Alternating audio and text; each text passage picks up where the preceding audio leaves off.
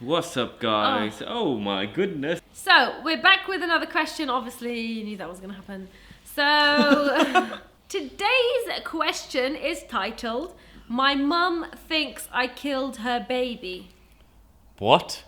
No, I can't read. But I read the last one. I can't be reading all of them now. Yeah, just read all of them. I will start next week. Okay. Will you start reading? Yes, I'll Oh, start. good. Okay. Assalamu alaikum, Sid and Dina. I love watching your videos and I pray Allah gives all the happiness to you and your family. Coming straight to the point, I was 10 years old when my mum was pregnant with her third baby and I wanted it to be a baby girl. And I cried once because my mum told me that it was a baby boy and not a girl. Unfortunately, the baby was born premature and because of some complications, the baby passed away right after he was born. Oh, that's sad.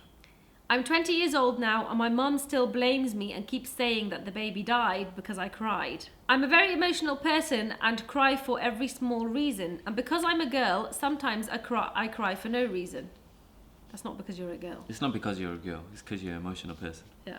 Because Dina never cries. Every time I cry, my mum says, I've already lost a child because of your crying, so suck it up and stop crying. Also, I'm South Asian, so people follow superstitions and stuff. Oh. And there's a superstitious belief that tears of the elder daughter of the family bring bad vibes to the home and bad things happen.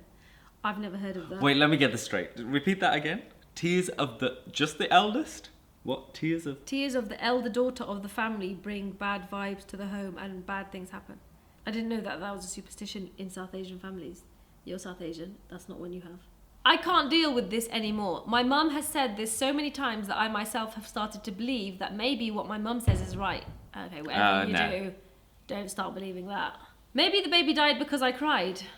All the friends I have around me have great friendly relationships with their mum. And here I can't even tell her even the smallest sad details of my life because I know she is going to blame it on me crying. There are so many things that you want to share with somebody who is mature, and usually people share those things with their mums. And I can't do any of those things. I want your advice on how I can have a better relationship with my mum. Looking forward to the video. I hope you answer my email. What, you can't cry at all? Or because you're the eldest, you can't cry at all? You can't cry? You're exempt from crying because you're the eldest in the family, just in case somebody dies. Is that what you're telling me? In case somebody lies? What? Dies? In case some bad things happen. Okay, right. Let's just put your mind at ease here. It's like you said, it's a superstition. Superstitions aren't real, are they? No, they're not. They're things that people think happen for superstitious reasons. I don't know. I was one of them people, but it was kind of fun. When I was growing up, do you know on the pavements you wouldn't step on the cracks? I don't want to make it seem like I'm making a joke out of this because it is sad that your mum did have a miscarriage, but... It wasn't a miscarriage. What? The baby was born and died. Oh, that's even sadder. But I just want to make fun of the superstition bit because that's just effing stupid.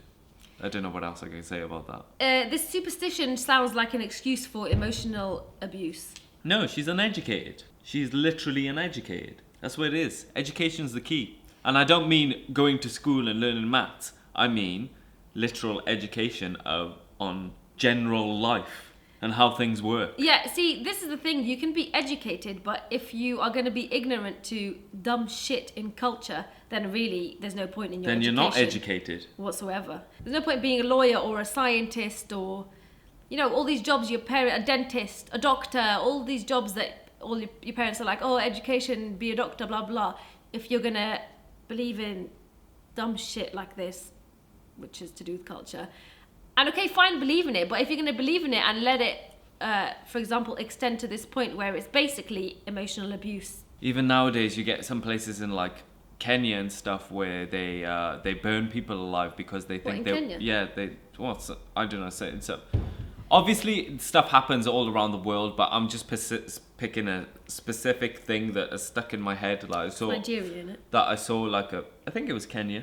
Thing that I saw like a year ago where in the community they thought these people were witches. Yeah. They've got video of this for God's sakes and it's horrible. horrible. There's been loads of documentaries and they take them because they're witches and they burn them alive. They think kids or there's loads of places where they think certain children that have been born are like devil children, and then they take them to stay in this place where it's like a religious guy that can take the devil out of them, and this guy charges them loads of money and stuff. It's just all a bunch of bullshit. Education.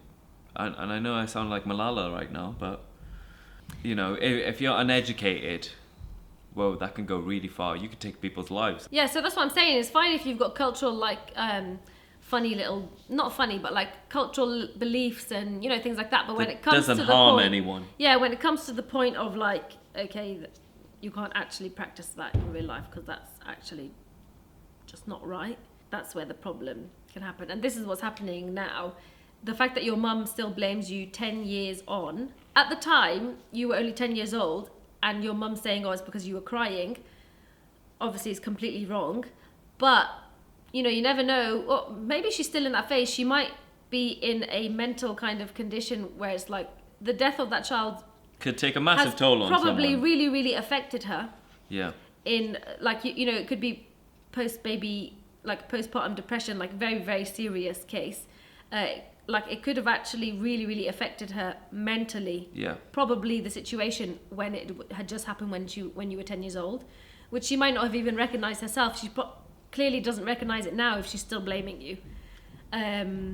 Because for somebody to like seriously put the blame on you like that, and it's Yeah, also your she's child. obviously hurt. Yeah, but also not mentally. Like literally, you remember when I had Hannah and I was like mega depressed. You know, you go through like your mind does mad things to you. Yeah. So she might have had quite a serious case of that and hasn't actually come out of it, because that can totally happen. You could still be in postpartum depression for 10 years. Yeah. And it develops into something else. She definitely needs to psychosis go. and stuff like she that. definitely needs to go get checked up. So so I don't know really how you're gonna get her to do that. But you're older now. You're 20 years old, so hopefully you're a mature adult. That can potentially help her. Therapy where your mum could kind of let out all her feelings and relive everything that happened when she lost her baby. Yeah.